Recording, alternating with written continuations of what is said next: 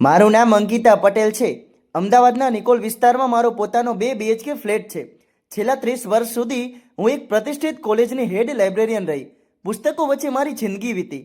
સવારે 9થી સાંજના 5 વાગ્યા સુધી લાખો પાનાઓને સાચવવા, હજારો વિદ્યાર્થીઓની સાચી ચોપડી શોધી આપવી અને સાંજે ઘરે આવીને પોતાની જિંદગીના પુસ્તકમાં રોજ એક નવો અધ્યાય લખો.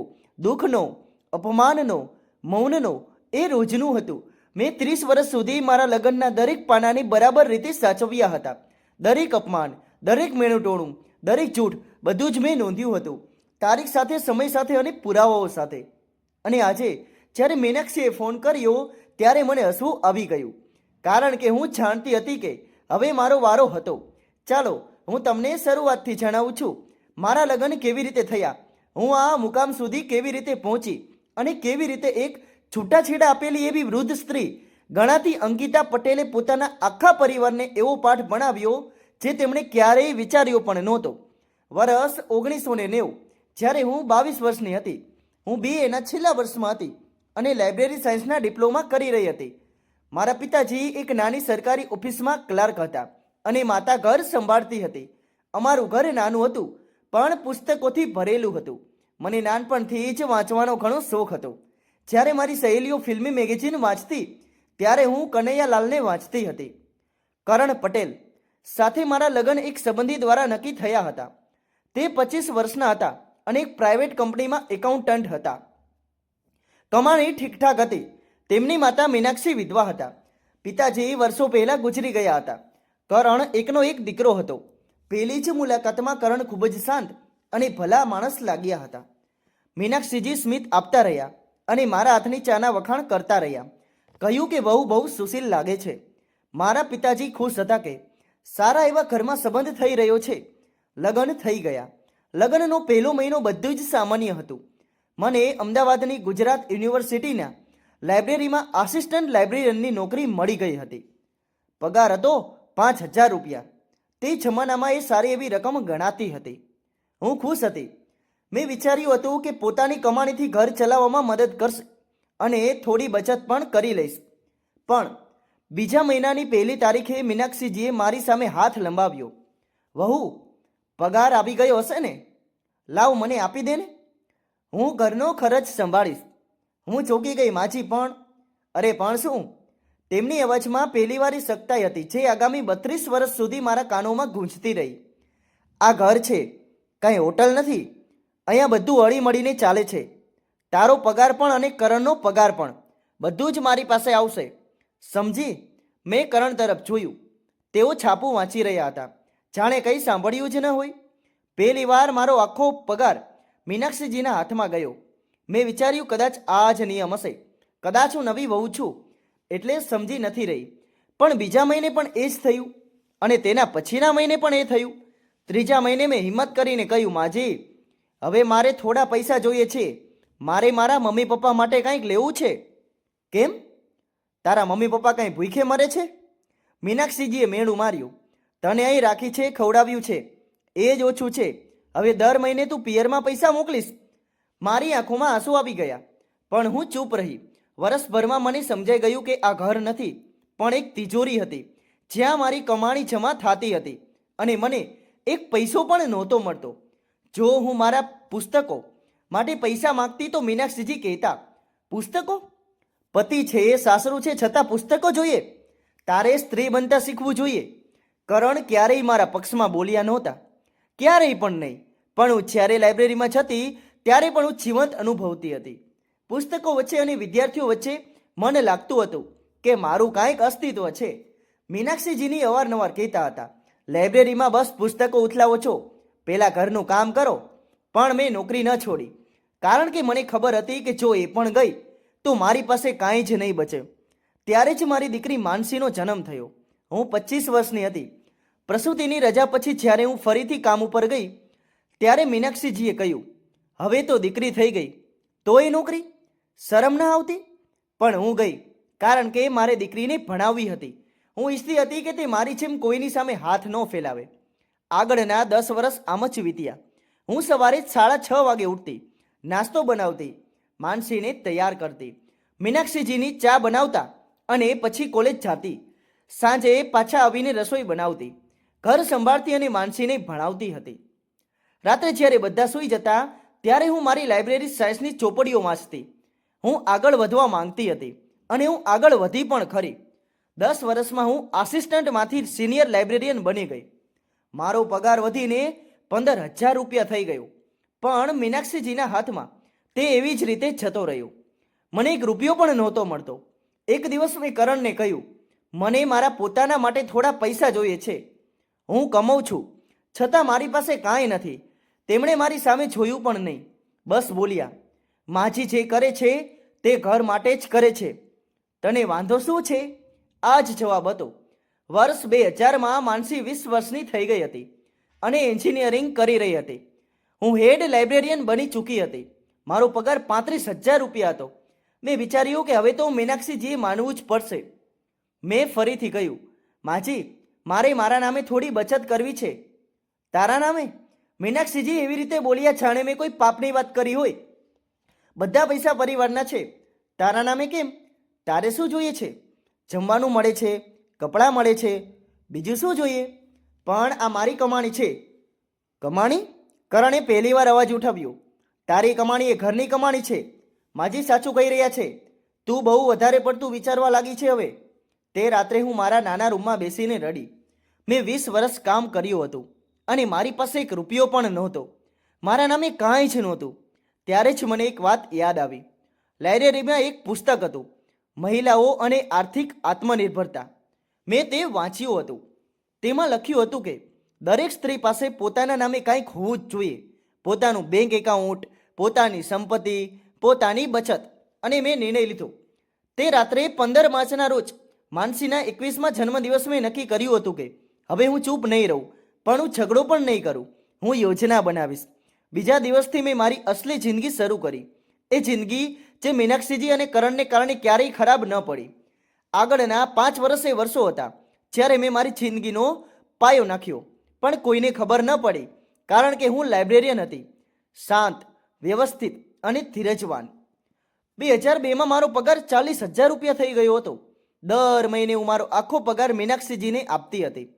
તે ખુશ થતા, વિચારતા હતા કે હું તેમની આજ્ઞાકારી વહુ છું. પણ તેમને ખબર નહોતી કે મારો પગાર સીધો બેંક એકાઉન્ટમાં આવતો હતો. એ એકાઉન્ટમાં છેની તેમને જાણ હતી, પરંતુ મેં બીજું એકાઉન્ટ ખોલાવી નાખ્યું હતું, અમદાવાદની બીજી શાખામાં, જ્યાં મને કોઈ ઓળખતું નહોતું. દર મહિને કોલેજમાંથી મળતા બોનસ, ઓવરટાઈમના પૈસા, પ્રોજેક્ટના પૈસા બધું જ બીજા એકાઉન્ટમાં જવા લાગ્યું. 5,000, 10,000, ક્યારેક 15,000 રૂપિયા પણ. મીનાક્ષીજીને લાગતું હતું કે લાઇબ્રેરીનો પગાર બસ આટલો જ હોય છે. તેમને શું ખબર હતી કે કોલેજ પ્રોજેક્ટ્સ અને રિસર્ચ આસિસ્ટન્ટથી કેટલા પૈસા મળે છે. વર્ષ 2003માં મેં મારી પહેલી સંપત્તિ ખરીદી. નિકોલમાં એક નાનો પ્લોટ 5 લાખ રૂપિયામાં ખરીદ્યો.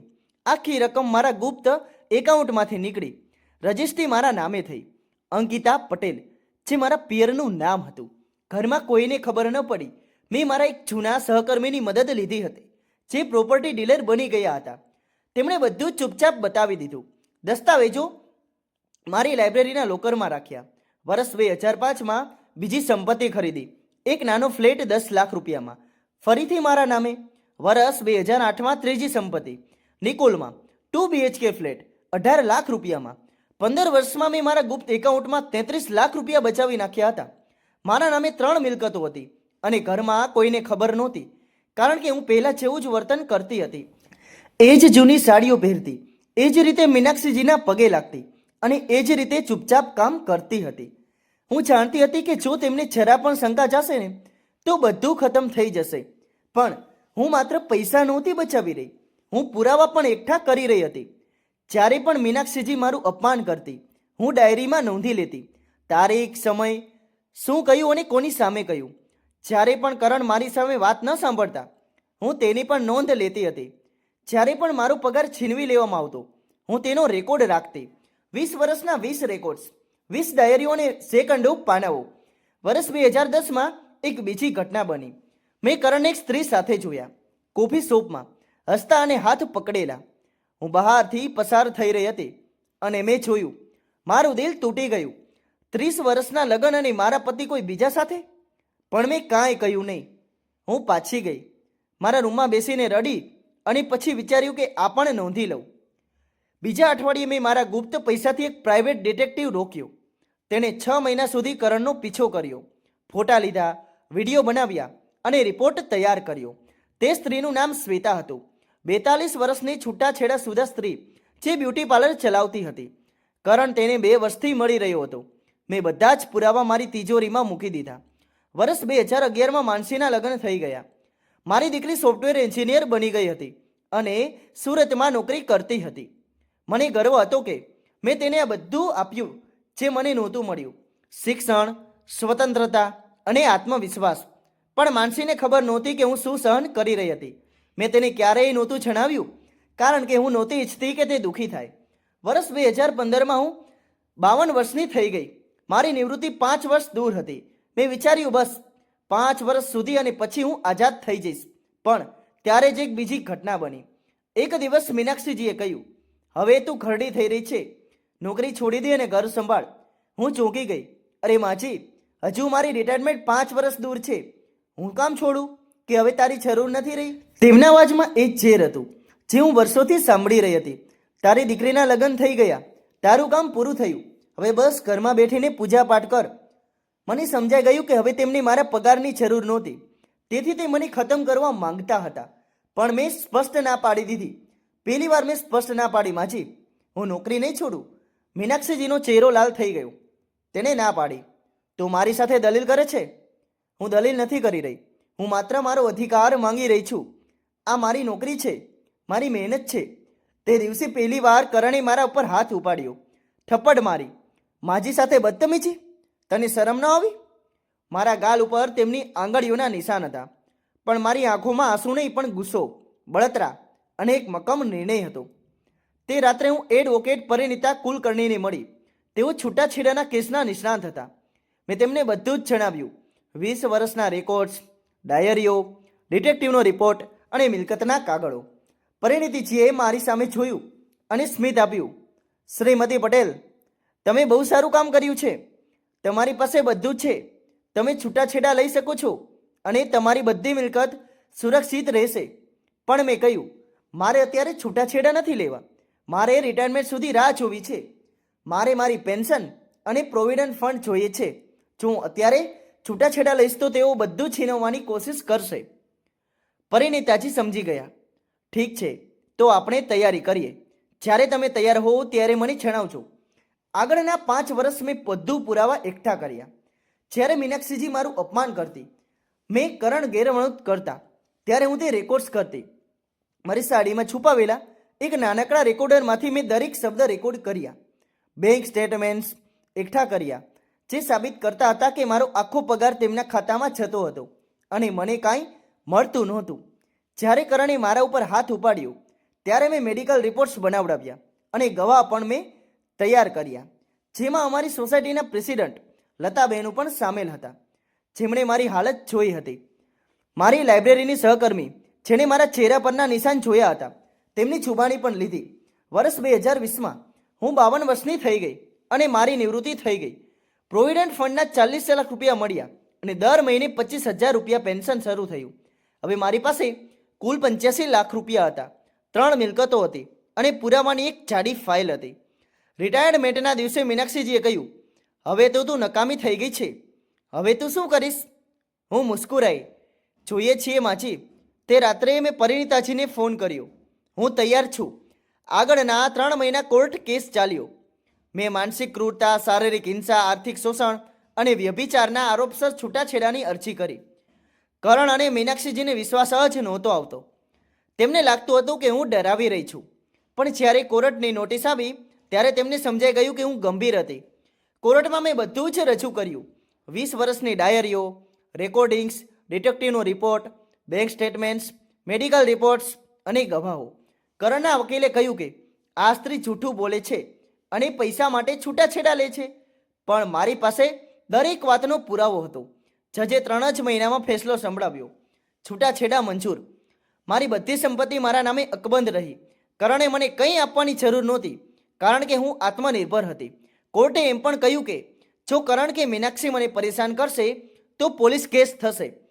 સપ્ટેમ્બર 2020માં મારા છૂટાછેડા થઈ ગયા. હું અંકિતા પટેલ બની ગઈ હતી આઝાદ, સ્વતંત્ર અને પોતાની માલિક. મેં મારો અમદાવાદવાળો 2 BHK વાળો ફ્લેટ લઈ લીધો અને ત્યાં રહેવા માટે વહી ગઈ, એકલી શાંતિથી.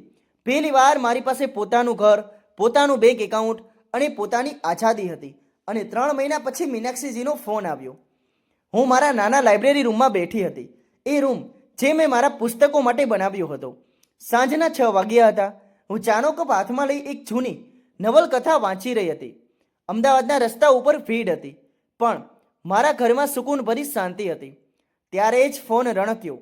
સ્ક્રીન ઉપર નામ જોઈને હું અટકી ગઈ. મીનાક્ષી. 3 મહિનામાં પહેલીવાર તેમનો ફોન. મેં ફોન ઉપાડ્યો. હેલો. વહુ મીનાક્ષીજીનો અવાજ એવો જ તીખો હતો જેવો હંમેશા રહ્યો હતો, પણ આ વખતે તેમાં ગભરાટ હતો. તું ક્યાં છે? અત્યારે જ હોસ્પિટલમાં આવી જા. અરે કઈ હોસ્પિટલ? મેં શાંતિથી પૂછ્યું. અરે એપોલો હોસ્પિટલ. કરણને હાર્ટ એટેક આવ્યો છે, ઇમરજન્સીમાં છે. ડૉક્ટર કહે છે ઓપરેશન કરવું પડશે.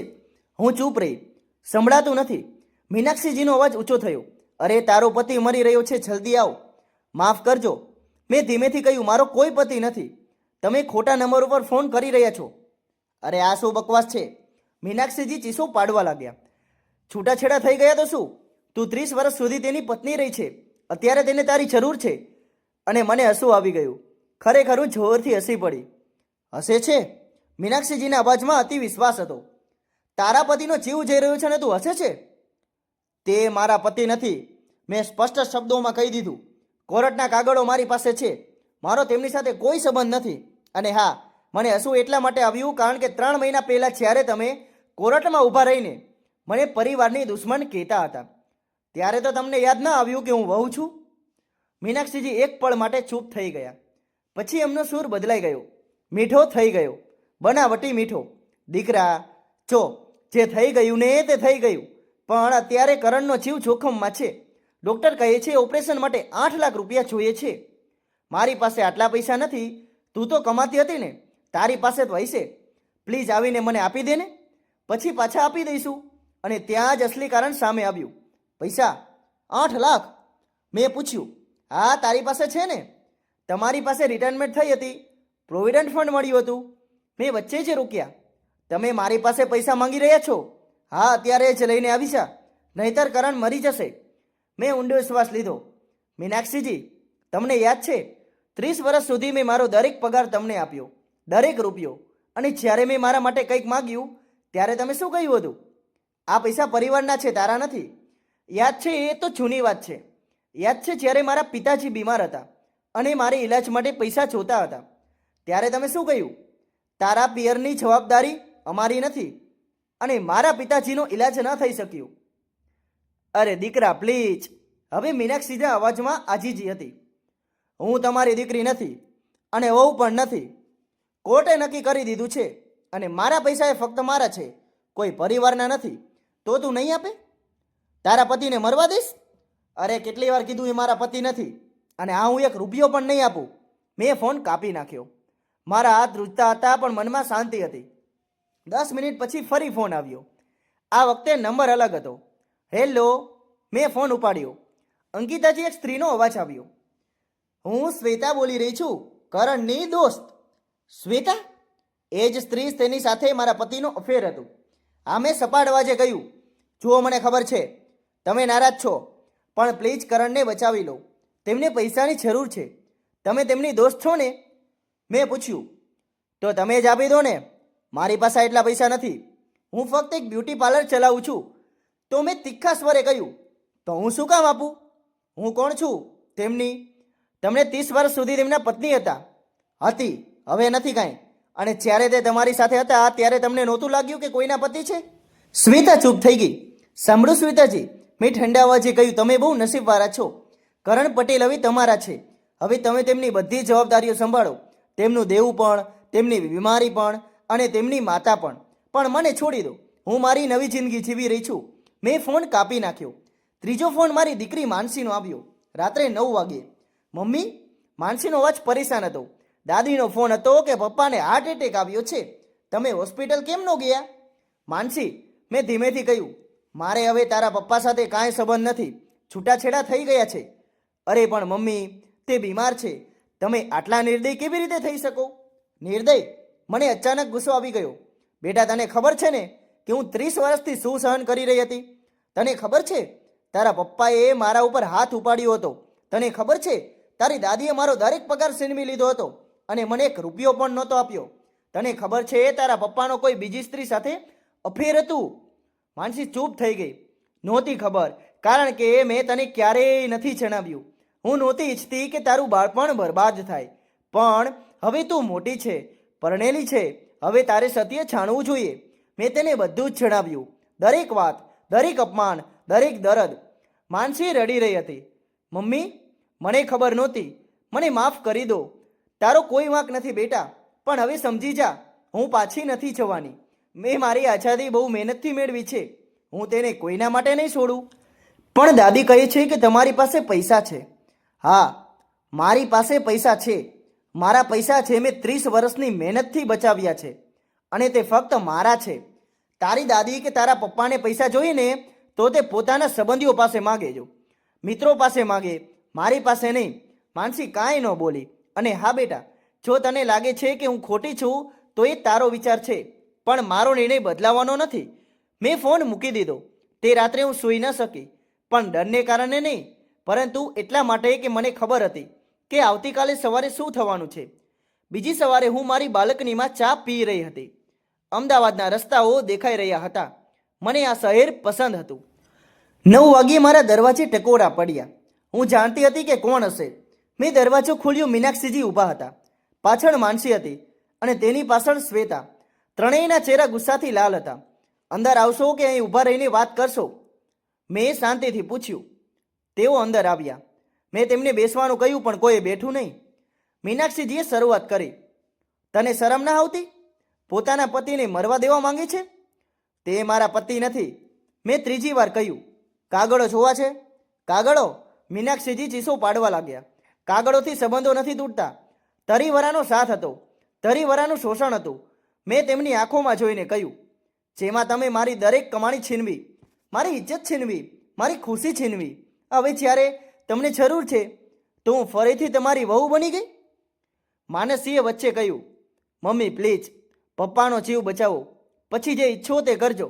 ના, એક જ શબ્દ, પણ એટલો શક્તિશાળી કે ત્રણેય સ્તબ્ધ થઈ ગયા. શ્વેતાએ કહ્યું, જુઓ શ્રીમતી અંકિતાજી, મને ખબર છે તમે અમારાથી નારાજ છો, પણ નારાજ? મને હસવું આવી ગયું.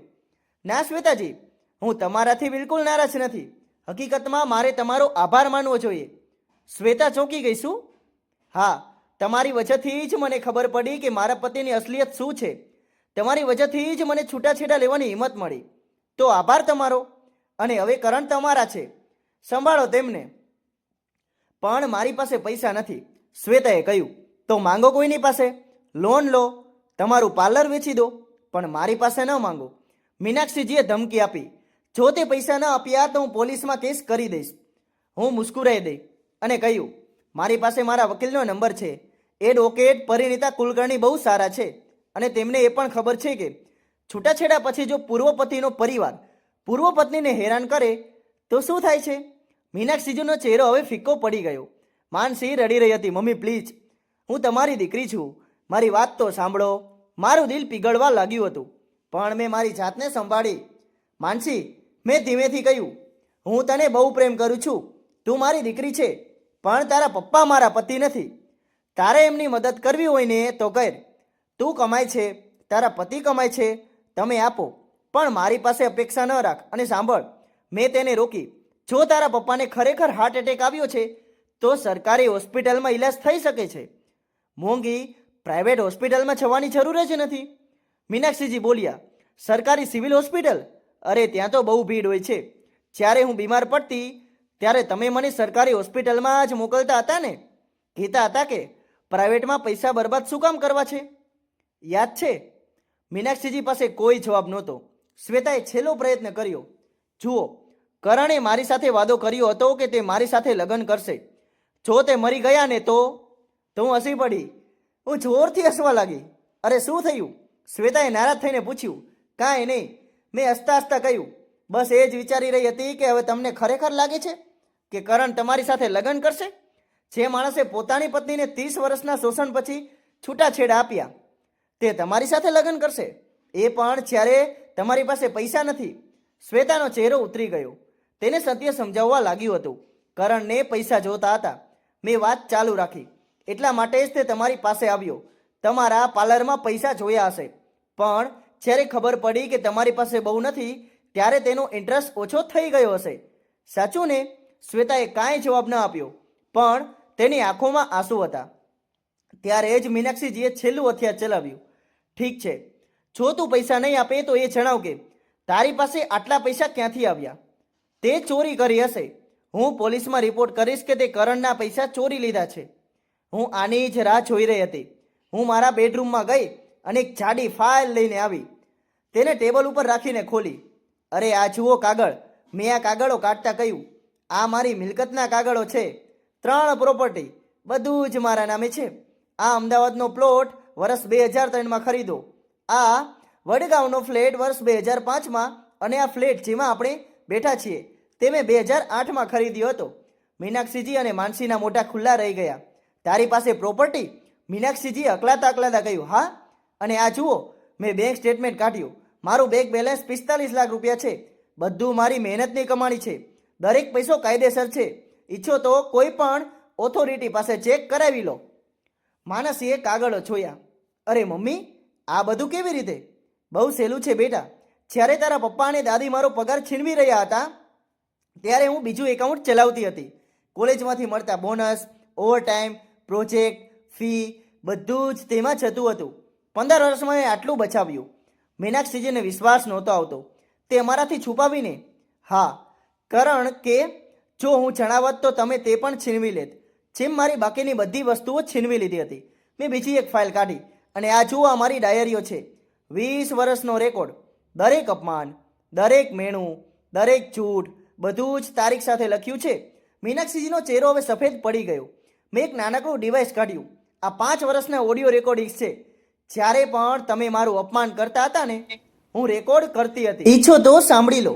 ના, મીનાક્ષીએ ચીસ પાડીને કહ્યું. અને આ જુઓ, મેં એક વધુ ફાઇલ ખોલી. Private ડિટેક્ટરનો report. કરણ અને શ્વેતાના અફેરના પુરાવા, ફોટા, વિડીયો, તારીખ, સ્થળ, બધું જ દસ્તાવેજોમાં નોંધાયેલું છે. શ્વેતાની આંખોમાંથી હવે આંસુ વહી રહ્યા હતા. તો હવે તમે જ જણાવો. મેં મીનાક્ષીજી તરફ જોઈને કહ્યું, તમે પોલીસમાં શું રિપોર્ટ કરશો? એ કે મેં મારી મહેનતની કમાણી બચાવી? કે મેં મારા પતિના અફેરના પુરાવા એકઠા કર્યા? કે મેં મારા પર થઈ રહેલા અત્યાચારની નોંધ રાખી? મીનાક્ષીજી પાસે હવે કોઈ જવાબ નહોતો. અને સાંભળો, મેં આગળ કહ્યું, કોર્ટે છૂટાછેડાનો ફેસલો આપતી વખતે આ બધું જોયું છે. આ પુરાવાના આધારે જ મને છૂટાછેડા મળ્યા છે. તો હવે તમે જે ઈચ્છો ને તે કરી લો, પણ મારી પાસેથી એક પૈસો પણ નહીં મળે. માનસી રડી રહી હતી. મમ્મી, મને માફ કરી દો. મને ખબર નહોતી. મેં તેના ખભા ઉપર હાથ રાખ્યો. બેટા, હું તારાથી નારાજ નથી, પણ હવે તું સમજી જા, હું મારી કરોડરજ્જુ ફરી ક્યારેય નહીં ચૂકાવું. મીનાક્ષીજીએ છેલ્લો પ્રયત્ન કર્યો. તે આજીજી કરવા લાગ્યા. વહુ, બેટા પ્લીઝ, મારો દીકરો મરી જશે. તું મારી માં છે, તું સમજે છે ને? હા, હું માં છું. મેં કહ્યું અને મેં મારી દીકરીને આત્મનિર્ભર બનાવી છે, જેથી તે ક્યારેય કોઈની સામે હાથ ન ફેલાવે. એ જ મારી જવાબદારી હતી અને મેં નિભાવી. પણ કરણ મારો દીકરો નથી, તે તમારો દીકરો છે. તમે એને એવો બનાવ્યો છે. હવે તમે સંભાળો, પણ મારી પાસે પૈસા નથી. મીનાક્ષીજી રડી રહ્યા હતા. જૂઠું ન બોલો, મેં સીધું જ સંભળાવી દીધું. તમારી પાસે એફડી છે, તમારા નામે જ્વેલરી છે, જે મારી કમાણીથી ખરીદવામાં આવી હતી. વેચો તેને, અથવા સરકારી હોસ્પિટલમાં ઈલાજ કરાવો, પણ હવે મારી પાસે અપેક્ષા ન રાખતા. મીનાક્ષીજી, માનસી અને શ્વેતા ત્રણેય સમજી ગયા હતા કે હવે કાંઈ વળવાનું નથી. તેઓ જવા લાગ્યા. દરવાજે મીનાક્ષીજી રોકાયા અને બોલ્યા, તે અમને બધાને બરબાદ કરી દીધા. ના, મેં શાંતિથી કહ્યું, તમે તમારી જાતને બરબાદ કરી છે. જ્યારે તમે એક માણસનું 30 વર્ષ સુધી શોષણ કર્યું, જ્યારે તમે એક વહુને માત્ર એટીએમ સમજી, જ્યારે તમે વિચાર્યું કે છૂટાછેડા પછી પણ એ વહુ તમારી ગુલામ રહેશે, આ બરબાદી તમે પોતે નોતરી છે. તેઓ જતા રહ્યા. મેં દરવાજો બંધ કર્યો અને ઊંડો શ્વાસ લીધો. મારા હાથ હજુ પણ ધ્રુજતા હતા, પણ દિલમાં સુકૂન હતું. આગળના 2 દિવસ મારો ફોન રણકતો રહ્યો. મીનાક્ષીજી, શ્વેતા અને કેટલાક સંબંધીઓએ કોશિશ કરી, પણ કોઈનો ફોન ન ઉપાડ્યો. ત્રીજા દિવસે માનસીનો ફોન આવ્યો. મેં ઉપાડ્યો. મમ્મી, તેનો અવાજ થાકેલો હતો. પપ્પાનું ઓપરેશન થઈ ગયું છે, તે ઠીક છે. સારી વાત છે, મેં કહ્યું. અમે પૈસાની વ્યવસ્થા કરી લીધી. મેં મારી એફડી તોડી. મારા પતિએ લોન લીધી અને દાદીએ પોતાની થોડી જ્વેલરી વેચી. જોયું, મેં કહ્યું હતું ને, એ થઈ ગયું ને. મારી જરૂર એ ન પડી. મમ્મી, માનસી રડી રહી હતી. મને માફ કરી દો. મને ખરેખર ખબર નહોતી કે તમારી સાથે શું થતું હતું. હું આંધળી હતી. હું બાળક હતી. બેટા, તું બાળક હતી અને મેં તને અંધારામાંથી દૂર રાખી. પણ હવે તું મોટી છે. હવે તું સત્ય જોઈ શકે છે. હા મમ્મી, અને હું તમારી પાસે માફી માંગુ છું. તમે બિલકુલ સાચા હતા. મારી આંખોમાં આંસુ આવી ગયા. શુક્રિયા બેટા. બસ આટલું જ કાફી છે. હું તને મળવા આવું? હા, જ્યારે ઈચ્છે ત્યારે આવ. અઠવાડિયા પછી માનસી અને મળવા આવી. આ વખતે એકલી. અમે વાતો કરી, રડ્યા અને એકબીજાને ગળે લગાડ્યા. તેણે જણાવ્યું કે કરણ ઠીક છે, પણ ડૉક્ટરે આરામ કરવાનું કહ્યું છે. મીનાક્ષીજી હવે ચૂપ રહે છે અને શ્વેતા તો ક્યાંક ગાયબ જ થઈ ગઈ છે. જ્યારે ખબર પડી ને કે કરણ પાસે એ કોઈ પૈસા નથી, ત્યારે તે ભાગી ગઈ. હું મુસ્કુરાઈ જોયું. પ્રેમ નહોતો, પૈસાની લાલચ હતી. માનસીએ એ પણ જણાવ્યું કે કરણ પણ 22 લાખનું દેવું છે. ક્રેડિટ કાર્ડ, લોન, બધું જ. અને હવે તે કામ કરી શકે એમ નથી રહ્યો. તો પૈસા કેવી રીતે ચૂકવશે? એ એમની સમસ્યા છે. મેં કહ્યું, મારી નથી. હા મમ્મી, હું સમજી ગઈ છું. મહિના પછી મને ખબર પડી કે કરણ અને મીનાક્ષીજીએ પોતાનું ઘર છોડવું પડ્યું. દેવું એટલું વધી ગયું ને કે બેંકે ઘર જ જપ્ત કરી લીધું. હવે તેઓ એક નાના ભાડાના મકાનમાં રહે છે. મીનાક્ષીજીની તબિયત બગડી ગઈ છે. ઉંમરની અસર છે. પણ હવે તેમની પાસે ઈલાજ માટે પૈસા નથી. મને ખરાબ લાગ્યું. ના, કારણ કે આ કર્મનું ફળ છે. જે તેમણે વાવ્યું હતું એ જ લણી રહ્યા હતા. કરણે થોડા દિવસ પહેલાં એને મેસેજ કર્યો હતો, મને માફ કરી દો. મેં જવાબ ન આપ્યો, કારણ કે માફી ફક્ત શબ્દો છે. સાચો પસ્તાવો કર્મમાં દેખાય છે. આજે હું મારી જિંદગી જીવી રહી છું. હું શાંતિથી, ખુશીથી. હું મારા ફ્લેટમાં રહું છું. મારા પુસ્તકો વાંચું છું. મેં મારી જૂની કોલેજની લાઇબ્રેરીમાં સ્વયંસેવક તરીકે કામ શરૂ કર્યું છે. યુવાન છોકરીઓને ભણાવું છું. તેમને આત્મનિર્ભર બનાવતા શીખવું છું. હું છૂટાછેડા લીધેલ મહિલાઓ માટે એક સપોર્ટ ગ્રુપ પણ ચલાવું છું. તેમને જણાવું છું કે પોતાના માટે કેવી રીતે ઊભા થવું, પોતાના પૈસા કેવી રીતે સંભાળવા અને પોતાની આઝાદી કેવી રીતે મેળવવી. દર અઠવાડિયે 5-7 મહિલાઓ આવે છે. કોઈ યુવાન, કોઈ મોટી ઉંમરની. સૌની વાર્તાઓ અલગ છે, પણ દરદ તો એક જ છે. અને હું એમને મારી વાર્તા સંભળાવું છું. તેમને જણાવું છું કે ઉંમર ફક્ત એક આંકડો છે. જો 52 વર્ષની ઉંમરે પણ તમે તમારા માટે ઊભા થઈ શકો છો ને, તો તમે જીતી શકો છો. થોડા દિવસ પહેલાં સોસાયટીના પ્રેસિડન્ટ લતાબેન મળ્યા. તેમણે કહ્યું, અંકિતાજી, તમે બહુ હિંમત કરી. આખી સોસાયટીમાં તમારી વાત થઈ રહી છે. ઘણી મહિલાઓ તમારી પાસેથી પ્રેરણા લઈ રહી છે. હું મુસ્કુરાઈ. લતાબેનજી, મેં કંઈ ખાસ નથી કર્યું. બસ પોતાના માટે ઊભી થઈ ગઈ. એ જ તો સૌથી અઘરું છે. તેમણે કહ્યું, ખાસ કરીને આપણી ઉંમરના. કદાચ તે સાચું કહી રહ્યા હતા. આજે જ્યારે હું મારી બાલ્કનીમાં બેસીને સૂરજને આથમતો જોઉં છું ને, ત્યારે મને સુકૂન મળે છે. મારી પાસે હવે એ બધું જ છે જે હું ઈચ્છતી હતી. પોતાનું ઘર, પોતાના પૈસા, પોતાની ઇજ્જત અને પોતાની આઝાદી. શું મને એકલતા લાગે છે? ક્યારેક ક્યારેક. પણ આ એકલતા એ અપમાન કરતાં સારી છે, જે હું 30 વર્ષ સુધી સહન કરતી રહી. માનસી હવે દર અઠવાડિયે મને મળવા આવે છે. અમે વાતો કરીએ છીએ, હસીએ છીએ. મેં તેને બધી વાતો જણાવી જે મેં મારી જિંદગીમાંથી શીખી છે. તેણે વાદો કર્યો છે કે તે ક્યારેય કોઈની સામે ઝૂકશે નહીં. ક્યારેક મને લાગે છે કે શું મેં સાચું કર્યું? શું મારે કરણની મદદ કરવી જોઈતી હતી? પછી મને થપ્પડ અને મેણા ટોણા અને અપમાન યાદ આવે છે અને મારો જવાબ સ્પષ્ટ થઈ જાય છે, ના, મેં બિલકુલ સાચું કર્યું. કેટલાક લોકો કહે છે કે હું નિર્દય છું, કે પત્નીએ પતિની સંભાળ રાખવી જોઈએ. અરે ભલે ગમે એ થઈ જાય, પણ હું કહું છું કે સંબંધો સન્માનથી ચાલે છે, મજબૂરીથી નહીં. જો 30 વર્ષ સુધી તમે મને માણસ ન સમજી, તો હવે હું શું કામ સમજું કે તમે મારા પતિ છો? તો મિત્રો, મેં કરણ સાથે જે કર્યું તે સાચું હતું કે ખોટું, તે કોમેન્ટમાં જરૂર જણાવજો.